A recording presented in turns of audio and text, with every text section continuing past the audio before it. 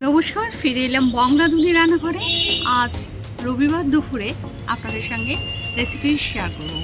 কি তীব্র গরম আর এই রোদে মানুষের কি কষ্ট হচ্ছে, আর এই সময় যদি এরকম ধরনের একটা রেসিপি খাওয়া যায় শরীর খুব সুস্থ থাকবে, ভালো থাকবে।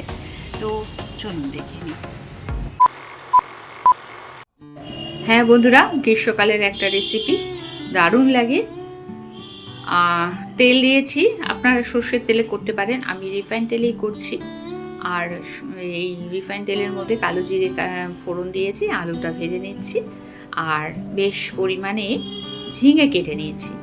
এবার আলুটা ভেজে নেব। প্রথমে আলুটা ভাজা হয়ে গেলে তার মধ্যে দিয়ে দিচ্ছি ঝিঙে, আর ঝিঙেটা দেওয়ার পর একটু নাড়াচাড়া করে ভেজে নিলাম।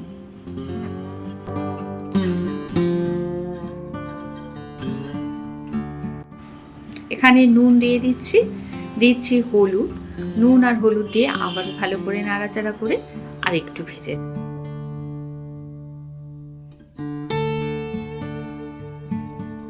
সামান্য একটু লঙ্কার গুঁড়ো দিলাম, লাল লঙ্কার গুঁড়ো, যেটা ঝাল হয় আর কি।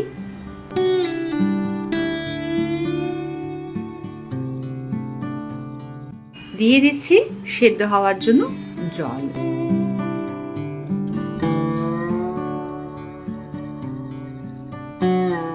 একটু নাড়াচাড়া করে নিয়ে নুন হলুদ মাখানো চিংড়ি মাছগুলো দিয়ে দেবো, দিয়ে ভালো করে নাড়াচাড়া করে ঢাকা দিয়ে দেবো।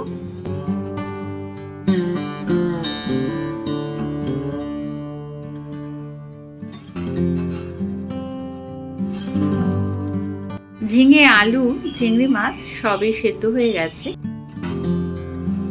সামান্য একটু জিরের গুঁড়ো দিচ্ছে, আর এই হালকা জিরের গুঁড়ো গন্ধটা খুব ভালো লাগবে। গোটা গোটা দুটো কাঁচা লঙ্কা দিলাম। দেখুন, আবারও ঢাকা দিয়ে দিয়েছিলাম, ঢাকা সরালাম। দেখুন, রান্না পুরো রেডি। আর এত ভালো হবে খেতে, আর এত সহজ এই রান্নাটা। দেখুন তো কেমন লাগলো আপনাদের। ভালো লাগলে প্রচুর প্রচুর শেয়ার করে লাইক করে দেবেন। এই গরমে বাঁচতে হলে এই রেসিপিটা অবশ্যই বাড়িতে করুন মাঝের মধ্যে। সঙ্গে থেকে সম্পূর্ণ ভিডিও দেখার জন্য অনেক অনেক ধন্যবাদ।